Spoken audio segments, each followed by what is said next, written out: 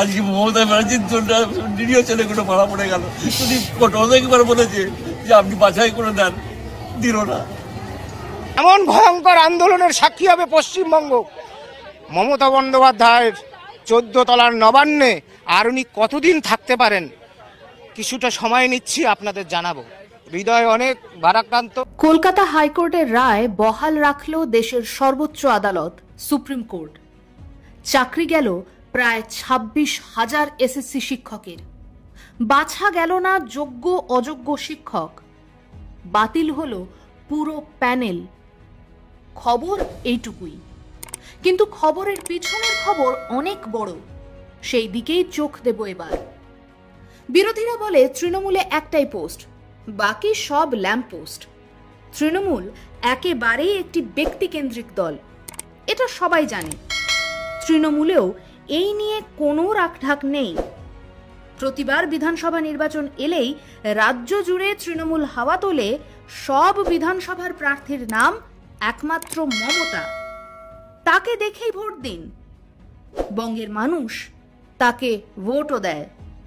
সুতরাং নির্বাচনে জেতার কৃতিত্ব একা মমতার, আবার তিনিই মুখ্যমন্ত্রী।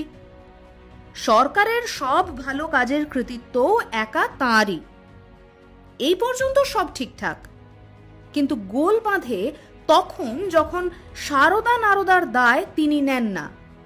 গোল বাঁধে তখন যখন আরজিকর কাণ্ডের পর স্বাস্থ্যমন্ত্রী পুলিশ মন্ত্রী হিসাবে ব্যর্থতার দায় তিনি নেন না। গোল বাঁধবে এবার যখন চাকরি হারানোর দায়, প্রাতিষ্ঠানিক দুর্নীতির দায় এবারও তিনি নেবেন না। জাজমেন্ট মানে ভার্ডিক্টটা আমরা পুরো স্টাডি করলাম, এবং ভার্ডিক্ট স্টাডি করার আগে আমি একটা কথা বলতে চাই। জুডিশিয়ারির প্রতি we have the highest regards. There is no question about it, or we don't have any allegation against of any judges also, any judge also. We respect each of them, because in my life I also fought some cases as a lawyer, though I do not know law in a proper way because I didn't practice. I never practiced. Only three for human, as a human being I fought, one for media, one for that time the Pankaj Banerjee, the human rights case, and also I fought for students in Karimganj, that Balurghat area, when hundreds of students, Parthopratim Singhorai was killed by police firing, and hundreds of students jara greptar hoyechilo at that time. But as a citizen of this country, I have every right. আমি কিন্তু জাজকে respect করে বলছি, আমি জাজমেন্টটা মেনে নিতে পারছি না।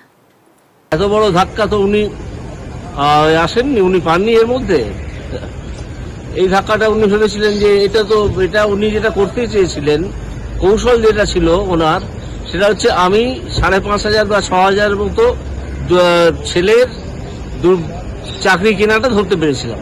আমি আমার রায় তাদেরকে বাদ দিয়েছিলাম। তারপর তাকে যারা অ্যাডভাইস করলেন, তার বড় বড় অ্যাডভাইসার, তার মধ্যে সুপ্রিম কোর্টের কিছু লোকও আছেন, তারপরে কিছু প্রাক্তন জজ আছেন, তারা তাকে অ্যাডভাইস করলেন যে আপনি ওই যারা ঠিকভাবে চাকরি পেয়েছে আর যারা চাকরি কিনেছে তাদের জোটটা ছাড়াবেন না, তাহলে কোর্ট বাধ্য হবে সকলের চাকরি রেখে দিতে। কিন্তু তারা তো জানেন না যে ঘটনাটা যেটা ঘটেছে, যে ব্যাপক পরিমাণে দুর্নীতি হয়েছে এবং যেভাবে আমি জোট ছাড়িয়ে রেখেছিলাম তার থেকে স্পষ্ট বোঝা যাচ্ছে। একটু আগে আমাদের শুভেন্দুবাবু বলেছেন, আমাদের নেতা, সেখানে যে কিভাবে এদেরকে ধরা যায়, এখনো ধরা যায়, যে কারা চাকরি দিয়ে টাকা দিয়ে চাকরি পেয়েছে, এসবগুলো সুপ্রিম কোর্ট ধরে ফেলেছে। রাজ্যে তৃণমূল শাসনের প্রতিটি দপ্তরে প্রতিটি নিয়োগ কিভাবে হয়েছে তার আন্দাজ সাধারণ মানুষের আছে, কিন্তু তবুও ঘাস ফুল ভোট পায়, কারণ ভোট পাওয়ার অঙ্ক তৃণমূল বোঝে। ধর্মীয় মেরুকরণ বা সমীকরণ এখানে চলে, এখানে দান খয়রাতির রাজনীতি চলে, পুরুষ মহিলা বিভাজনের রাজনীতিও চলে, আর চলে সন্ত্রাস, ছাপ্পা। কিন্তু 26,000 চাকরি চলে যাওয়া শিক্ষকের মধ্যে আছে পুরুষ, মহিলা কিংবা সংখ্যালঘু নামও। এই বঙ্গ কবে বুঝবে সেটা? বাংলা বোঝে না, বাংলার ভোটাররা শত ধারায় বিভক্ত, তাই নিশ্চিন্তে থাকে তৃণমূলের মতো একটি রাজনৈতিক দল। আকণ্ঠ দুর্নীতিতে ডুবে যাওয়া একটা নাম।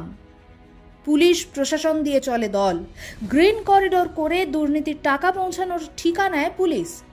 জেলে থাকে একাধিক মন্ত্রী, অথচ মুখ্যমন্ত্রী দিব্যি রাজনীতি করেন, নিশ্চিন্তে রাজনীতি করেন। তাকে মানুষ ভোটও দেয়।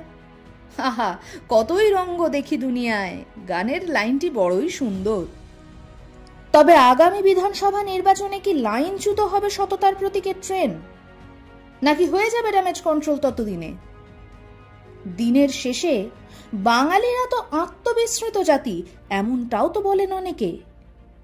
দেখার এটাই সময় কি বলে।